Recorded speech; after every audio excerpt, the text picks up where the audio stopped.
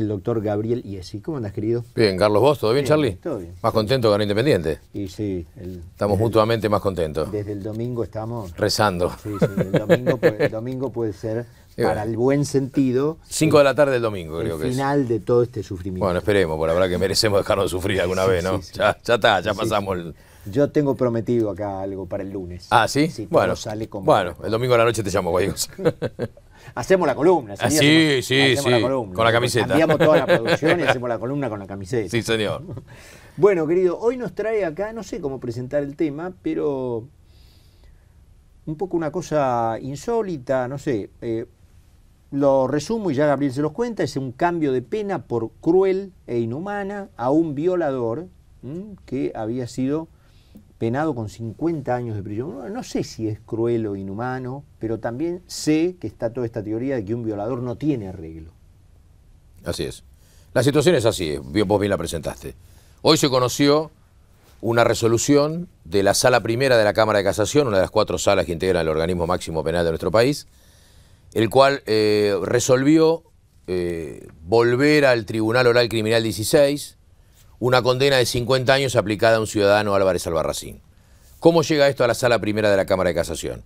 En el año 2009 detienen a una persona, Álvarez Albarracín, de 32 años, que estaba gozando de una libertad condicional por una pena de 4 años. ¿También por violación? Por delitos contra la propiedad y delitos sexuales. Sale en libertad condicional, comete 3 violaciones consumadas y 5 en tentativa. Su modalidad era con una moto, una bicicleta, seguía una mujer, cuando entraba a la casa accedía con la mujer a la casa y en el mismo inmueble de la mujer, en 3 casos la violó, en 5 casos por defensa, porque alguien gritó, porque escuchó ruido, fueron 5 casos de tentativa de violación. Es detenido, en el año 2011 es juzgado, y el Tribunal Oral Criminal, hace 3 años atrás, el Tribunal Oral Criminal 16, en aplicación del tope de pena que fijó en el año 2004 la ley Bloomberg, que habla de 50 años, le dicta una pena por los hechos cometidos en grado de reincidencia, concurso de delitos, en grado de reincidencia ya venía con una condena anterior e inclusive estaba siendo juzgado, aún no en etapa de debate, por otros hechos sexuales en otro juzgado de la capital, que probablemente recaiga una sentencia. Con lo cual, con ese cúmulo de datos, con la peligrosidad demostrada, con la reincidencia, con los testimonios de las 8 víctimas, que quizás fueron más, pero a veces la no revictimización, las mujeres a veces no quieren exponerse a ese pasar por el trago amargo de lo que es una causa penal y tribunales, fue condenado a 50 años. Ahora bien, apela a la defensa y el que dice hoy se conoció, que dijo la semana pasada en su resolución la Sala Primera de la Cámara de Casación. La Sala Primera está integrada por la doctora Ana María Figueroa, el doctor Luis Cabral y el doctor Carlos Geminiani. En un fallo dividido, Figueroa y Cabral por el sí, Geminiani por el no, resuelven, entienden que la pena de 50 años supera el tope que en el año 2010, en un plenario que se conoce como Esteves, la Corte Suprema fijó en 37 años y medio. En la jurisprudencia argentina y en los tribunales de Argentina hay una gran discusión doctrinaria de hace tiempo y que seguramente no va a ser zanjada hasta que quizás se apruebe algún anteproyecto, no sé si este u otro que se empiece a trabajar, sobre cuánto es el monto máximo de la pena, si son 50 años, si son 37 y medio o son 32. La ley Bloomberg fija 50 años y de hecho en muchos casos se ha aplicado 50 años. ¿Qué dice la Sala Primera? Dice, esta pena de 50 años, la persona tiene 32 años al momento de ser condenado, hoy tendrá 34 o 35, depende del momento de cumpleaños, con 50 años de pena recién podría salir, porque es reincidente, y ayer la Corte casualmente en el fallo Arévalo confirmó la constitucional de la reincidencia, sí. Recién podría salir en libertad condicional dentro de 49 años y medio, es decir, cuando tenga algo así como 82, 83 años. Claro. Tope que supera, esto te digo el voto de la doctora de Cabral y de Figueroa, tope que superaría inclusive si hubiese sido condenado a una prisión perpetua, porque si hubiese sido condenado a la prisión perpetua, a los 20 años podría haber empezado a gozar de libertad condicional. Con lo cual es más grave la pena aplicada en este caso que si aplicaría en el tope de la pena, que es la prisión perpetua. Con este criterio avalado por 2 jueces, no por Geminiani, que vota a favor del fallo del Tribunal Oral Criminal 16, y después te voy a explicar por qué está a favor, resuelve, vuelva a las actuaciones al Tribunal Oral Criminal 16 para que en función del tope fijado por la Corte en el plenario Esteves y de los tratados a los cuales Argentina adhirió, entre los cuales está la Convención de Derechos Humanos y el Estatuto de Roma, que hablan de una pena tope de 30 años, revea el monto de la pena. Lo cual implica que el Tribunal Criminal 16 le dé 48 años y vuelva otra vez a casación y termina en corte. Pero ¿cuál es el razonamiento? ¿A qué voy con esto? En este caso, lo que la Sala Primera de Casación hace es una interpretación del derecho, no es una aplicación estricta. ¿Por qué digo que no es una aplicación estricta? Con el debido respeto que me merecen los 3 camaristas de la Sala Primera de Casación.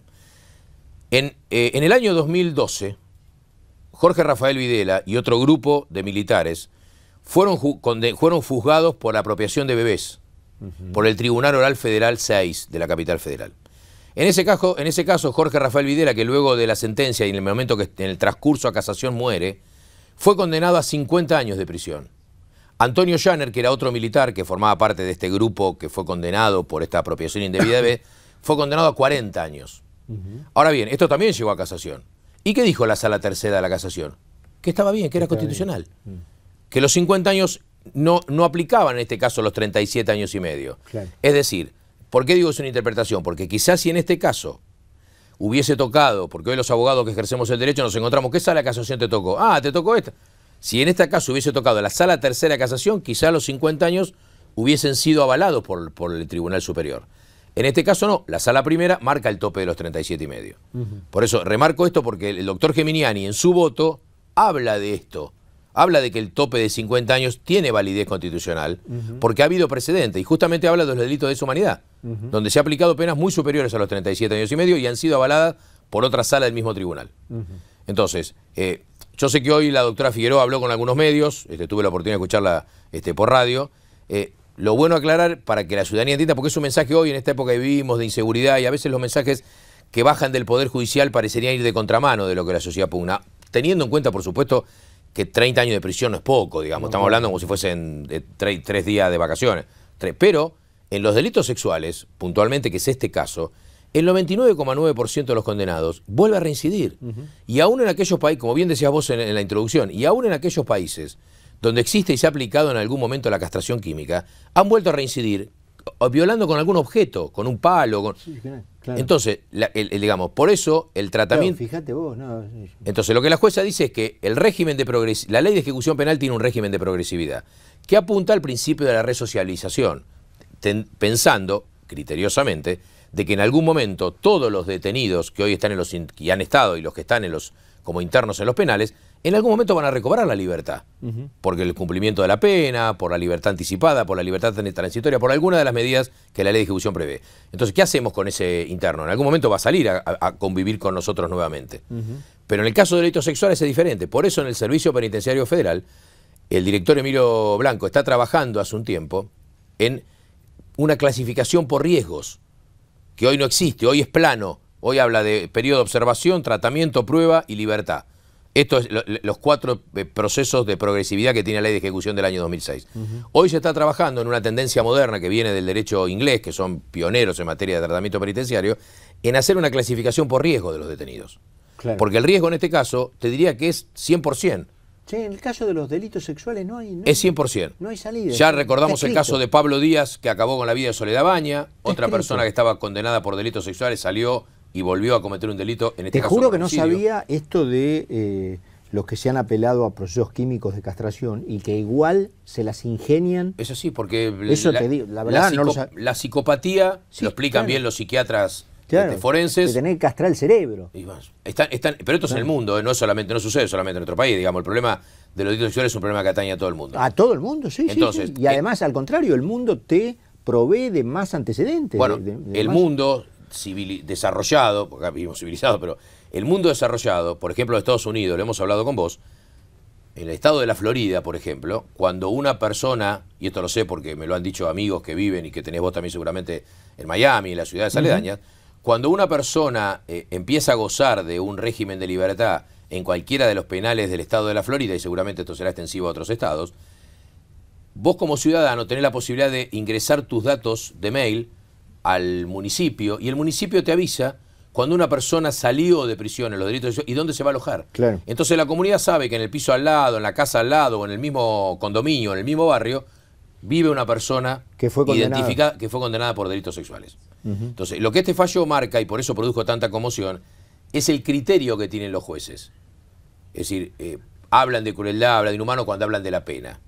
Creo que nos estamos olvidando del padecimiento de la víctima. Sí, claro. Entonces, lo que quiero dejar resaltado, porque hoy escuché, te vuelvo a repetir, a la doctora Figueroa en su alocución, y la verdad que en algunos párrafos da a entender como que esto es una aplicación estricta a la ley. Y no es una aplicación estricta a la ley, es una interpretación de 2 jueces. Que otros 3 jueces de otra sala del mismo organismo máximo han dicho que no. ¿Y el voto en contra? ¿Qué dijo? El voto en contra, que el doctor Gemignani justamente se avala, dice que los 50 años son constitucionales, que lo que la Corte marca es una recomendación, porque la Corte recomienda, digamos. Distinto es cuando hay divergencia, por ejemplo, la Cámara de Casación Nacional está hace varios años con una discusión que no se termina de poner de acuerdo los 12 jueces, que es la reincidencia. Si bien la Corte ha dicho, y lo dijo en el caso Arevalo ayer y lo ha dicho en otros tantos precedentes, que ayer casualmente cuando trata de caso Arevalo lo marca los otros precedentes, la Cámara de Casación está hace más de 1 año y medio intentando reunirse para hacer un plenario.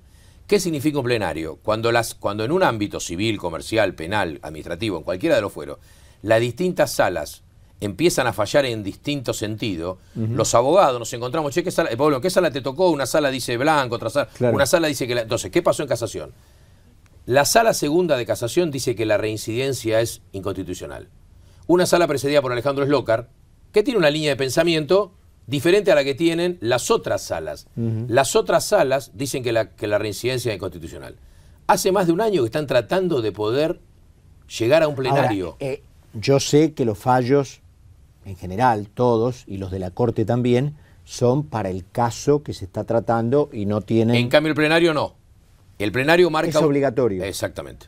Bueno, pero ahora... El plenario marca una doctrina para los tribunales inferiores, que el fallo de la Corte, como bien dijiste vos, es una recomendación formal. Pero para casación, este fallo de la Corte no es una señal, si tienen duda los muchachos, digamos. Sí, pero la sala tercera lo toma como una señal. Y la sala primera lo toma como de aplicación estricta, y no es de aplicación estricta los fallos de la Corte. No, claro, no, pero digamos, la Corte misma dice que cuando un tribunal puede fallar en contra de la doctrina de sus fallos, pero me lo tenés que fundamentar bien. Pero ambos fallos, el de la sala primera y el de la sala primera caso Albarracín, sala tercera caso Videla, ambos son ajustados a derecho, diríamos los abogados. Ninguno de los jueces se escapó de lo que la norma prevé, solamente que la interpretaron distinto. Estos 3 jueces la interpretaron como que la ley Bloomberg y los 50 años, cuyo tope en este caso es de aplicación, aun cuando en el caso de Videla no hubiese salido a libertad condicional, nunca por la edad que tenía, pero recién a los 49 años y 6 meses, y no importó la edad, sobre todo Videla era mucho más grande que Álvarez Albarracín, y no importó, y de hecho murió en prisión, en este caso no importó, no era cruel e inhumana, aun cuando iba a morir en prisión. En este caso, la sala primera entiende que sí. Entiende que también hay connotaciones, digamos, por lo que ya sabemos del tema de Videla, de los militares, en fin. Claro, bueno, pero la igualdad ante la ley es un principio. Sí, pero sabemos que... Bueno, pero por eso marco, hay otros casos, pero por eso marco estos 2 casos. Está muy influido en ese tema. Claro, bueno, pero por eso marco estos 2 casos. No debería, no está bien. Claro, pero si habría un plenario de casación que avalaría el fallo de Corte, bueno, diríamos, la sala primera se manejó con el plenario, pero no hay un plenario en esta materia. Es más, te vuelvo a repetir, si en este caso, porque las salas se sortean, vos como abogado vas a un debate oral, te condenan al cliente o sos querellante y absuelven al imputado, apelás. Si hubo alguna vez alguna intervención de casación en la etapa de instrucción, ya tiene erradicación, así se conoce. Ya sabemos los abogados a qué sala va a ir. Si nunca tuvo erradicación, va a sorteo. Y de acuerdo a la sala que te toca, es el criterio que puede tocar. Quizás este fallo, que ha causado conmoción social en esta época, en la cual todos transcurrimos y está el anteproyecto, y ya habla mucho del tema penal de la mano de la situación de inseguridad, quizás esto motive un plenario de casación. O quizás esto en algún momento quizás esto, que seguramente la querella, la colega que representa a las víctimas, o por lo menos a una de las víctimas, apele, pero primero vamos a tener que esperar qué dice el tribunal oral, porque acá se va a dar una importante dicotomía de qué puede pasar si ahora el Tribunal Oral Criminal 16 dice 45 años. Va a volver a la sala de casación. La sala de casación ya se expidió en cuanto a que el tope era 37,5. Muy probablemente termine en corte este caso.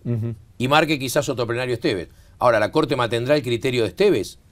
La Corte ha cambiado criterio. En materia de narcotráfico, la Corte tenía un plenario, después tuvo el fallo Montalvo que penalizaba el consumo para uso personal, y después tuvo Arriola que lo despenalizó, y volvió al plenario anterior. Entonces la Corte también ha ido cambiando. Quizás cuando esto llegue a Corte, la Corte tenga otra conformación. Digamos, no lo sabemos, pero lo importante que quería resaltar, porque ha causado conmoción y me han consultado varios de colegas de este tema, es que es una cuestión de interpretación de la Sala Primera.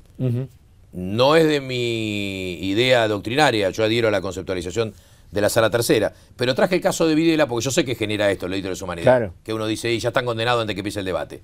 Pero bueno, son sujetos de derecho igual que Albarracín. Las víctimas, por supuesto que las víctimas de lesa humanidad tienen todo su derecho, y también lo tienen las 8 mujeres que fueron objeto de alguna de violación y otro de tentativa de abuso sexual.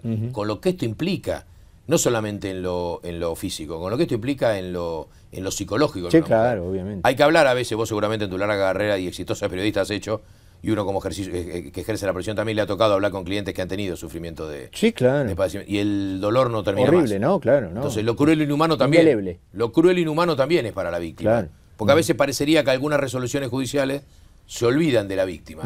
Situación que, por ejemplo, es que también... estamos transitando esa época, ¿no? Estamos transitando, pero yo creo que es una época interesante porque hoy quizás años atrás esto no se debatía. Hoy la sociedad esto lo debate. Hoy debate por qué aplicó 37, por qué no aplicó. Hoy son temas que a la sociedad preocupan. Hace años atrás quizás esto pasaba desapercibido. Y seguramente, no tengo la memoria tan certera, pero quizás cuando pasó en el 2014, en el 2012, cuando se confirmó la resolución de Videla 50 años, nadie habló del fallo de corte, porque el fallo de corte de Esteves es del 2010. Era anterior. Y nadie dijo, che, acá no aplicaron Esteves. No, acá no. Bueno, hoy como se disminuyó sí se aplicó. Pero bueno, por eso traigo los dos ejemplos para que se entienda dónde está la diferencia. Gabriel, bueno, como siempre, muy clarito, redondo. Te agradezco vos sabés que es un gusto, Charlie, que hayamos arrancado este programa juntos, y nosotros nos vamos a una breve pausa y estamos de regreso en un minuto. Saben que vamos hasta las 7, no se vayan.